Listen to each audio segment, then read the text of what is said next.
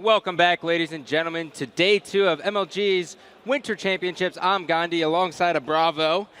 We are getting ready for Shady Halo Kids taking on Lingerers. Now, I have a big soft spot for one player on the team, Shady Halo Kids, because it's Best Man. He's a part of the Halo Council, and he's a good friend of mine. Right, and these players, I've also had the opportunity and privilege to coach quite a bit in the past few seasons. Oh, yes, that's true. So we're going to be looking to see if either Ace, Best Man, or Hysteria, which one's going to grab Sniper. Yeah. All very good snipers historically throughout the Halo series. Of course, Elamite, a veteran and champion as well. So let's see how this plays out here on Zealot Team Slayer. Absolutely. Now, it seems that Zealot Team Slayer has been the very standard here in Winners Bracket Round 3. Is there any rhyme or reason to that? Do players just like this map? I think, yeah, Zealot Team Slayer, I think, is a little bit more of a static game type, as you had said. Now, we have each team using pretty much a similar opening strategy, and we've seen the pro team win that opening strategy, control the power weapons throughout the rest of the game, and also hold top mid to, pretty much gain a lead and almost stake every team they've played. Yeah, well, Lingerers actually off to an early start here. I actually have the honor of casting Creepy Touch in the free-for-all. He lost the round that I casted, but he definitely did have some potential. I noticed that his shot was good. And it's interesting to see, like, kind of the mirror imaging strategies here. But, like, talking about just Team Shady Halo Kids up to this point, this team formed with about 6 days before this event. Elamite and Ace, they are brothers. They actually were dropped from status quo 14 days, and they kind of just scrambled to put everything together. So it's good to see them actually come out and look, at least slightly polished. Yeah, and you see also, of course, Best Man and Hysteria reuniting since the Triggers Down days of the 2010 season, where they were able to grab a second-place finish in DC. So very strong players, obviously, once again, household names in the Halo series. So I'm expecting this team to really go far. They've got a lot of potential, but I think, as you started to say, the one thing that they might be fighting against is practice time. Yeah, and that's something, that it just kind of goes hand in hand with whatever team Best Man on, it seems, these days. It's so mind-boggling, though, because Best Man, although he doesn't put in the time in, he's been winning every single free-for-all with the exception of one, which he got second place in. And it just doesn't make sense to me sometimes. Yeah, so really excited and pumped for Best Man. He was able to have a really good showing last night and is getting his team a really good seed now. And they're about to tie the game up. I don't see them having any trouble once they gain the lead to just pull away with the game. Yep, 14-2 here. Lingerers is able to keep a positive 2-kill lead here. Ace has picked up the sniper rifle, and as you said earlier, there are a lot of snipers on this team. Best Man isn't really known for his sniper. Ace getting a bloodshot there, but he definitely can put it to work. But you would almost expect that Hysteria would pick it up just because of his reputation. Right, and I mean, in Halo 3, he always got sniper every map, just about, with the exception of when he was teaming with Neighbor. I believe Neighbor grabbed it on Sanctuary, but Hysteria, always known winning those individual sniper battles, opening battles in the pit, just known as a sniper who can just take control of a game. Now, they're still down by 1 kill, though. Kind of surprised to see that.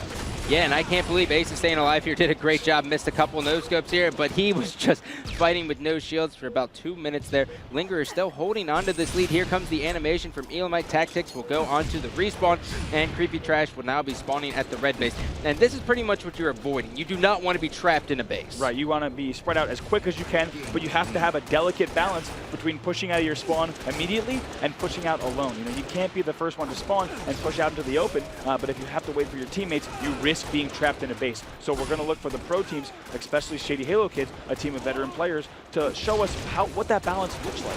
Yeah, I was getting ready to ask, is there a rule of thumb? Does it come down to numbers? If like 2 of them are down, can you go ahead and go out? Or is it just like you constantly just wait and you have to play it by your spawn?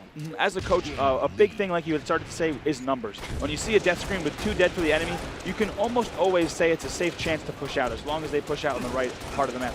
Also, Golden Boy and I were talking about using the death screens of your teammates when you're pushing out.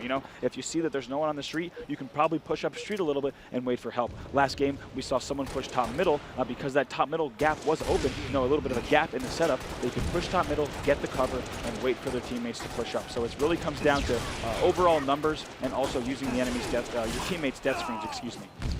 Well, Team Shady Halo Kids they tied it up at 29, but now we're seeing as Lingerers is just going to pull away here. It seems that Shady Halo Kids, they have the right idea, it's just bad at executing it, and you have to wonder if practice will now hinder their ability.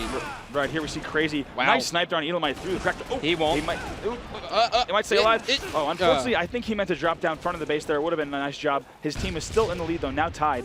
So we're going to see if they can keep this up. I think Shady Halo Kids, for the first time in a while, taking the lead. They might have been panicking at that point in the game, and now they're tied. They're going to want to not keep this a close game, Scott. They're going to want to get momentum and ride that into game 2. Well, Best Man coming on a humongous flake there. He pushed up through the holograms, and now he will be able to assist that kill. And now he is going to go top middle, which I heard you and Golden Boy talking about a lot. Seems to be the center of attraction here in Team Slayer on Zealot. Best Man doing a great job. He is just known for pressing left bumper, and if you ever talk to him, he calls it flying. He says, I was just flying at the opposition, and nothing was stopping me. Right, he was just powering through right there. And it's going to come down to those plays that we just saw, the individual battles at this 41-40 mark that are going to change the pace of the game. He's going to influence the later spawns and also who wins this game. Best Man having just impeccable shots at this point. Meanwhile, his two teammates are going to be pushing through the holograms there. One went down bottom middle, and now he will be airing up to red landing. And it is not looking good for Lingerers as they are trapped at the red base. Tactics is absolutely no shields. He is just waiting, naded himself, although he did not kill himself. So now he is just going to be waiting for his shields and trying to get an easy kill here. Right, and what we have here is Shady Halo Kids with a perfect top middle setup. They just did a back-to-back spawn trap. And with these last few kills, what was called collapsing is going to happen. You're going to expect Shady Halo Kids to trap a team in a base and then just go ahead, get them weak, and all at once collapse on that base to get those last few kills. Best Man missing a couple of shots, realizing that his teammates were going to be spawning on the red landing due to his influence, so he was going to back out. A little bit of a miscommunication. Ooh. Ace flying out there, but they're just 3 kills away. Getting punished there. Now it's a 48-45 game. 48-45, as you said. Here comes the double kill, 49-46. He's Best alone. Man trying to hunt for that triple kill there to end the game, and that's going to do it. Elamite Warrior will clean it up. Ace will lead Team Shady Halo Kids with 17 kills. Best Man right behind him with 13.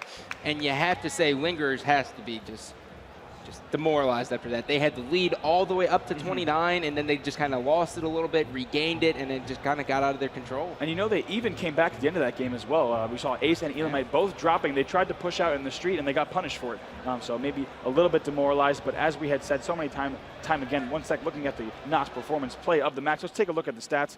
Ace, as you said, the story of the game, dropping a +7. And in a game where the difference is only 4 kills, that's huge. Oh, yeah, that's humongous. I mean, Ace is one of those players who has been known as almost a little bit passive. He's been picking up the sniper, and now since he doesn't have Enable kind of just casting a shadow over him, I'm hoping that he's going to step up to that spotlight and really just shine as a main Slayer. So we are going to go to a commercial break. When we come back, we will have game number 2 between Team Shady Halo Kids and Lingerers.